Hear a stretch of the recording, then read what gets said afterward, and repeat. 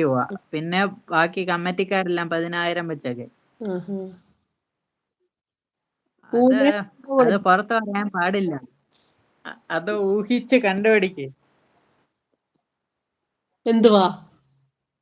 അല്ല, ഹെൽമെറ്റ് വെച്ച് ഓടിയ ആളെ അടിപൊളി എന്ന് പറയുന്നുണ്ട്. രശ്മി ചേച്ചി എന്ന് പറഞ്ഞു സ്നേഹം തരുന്നു സഭ അടിപൊളി എന്ന് പറയുന്നുണ്ട്. അരിയാസ്പേഡ്. അത് കാണുമ്പോ അറിയത്തില്ലേ നമ്മുടെ മിഥുൻ ബ്രോയാണെന്ന്. അപ്പോൾ ഇനി അല്ലേ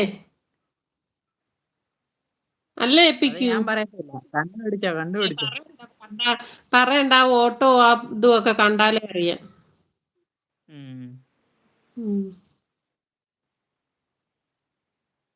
അനൂപ് ബ്രോയുടെ കൂടെ ഇങ്ങനത്തെ കുരുത്തം കെട്ട പണിക്ക് നിക്കണമെങ്കിൽ ലാസ്റ്റ് വീണത് ഒറിജിനലായിട്ട് വീണതാ.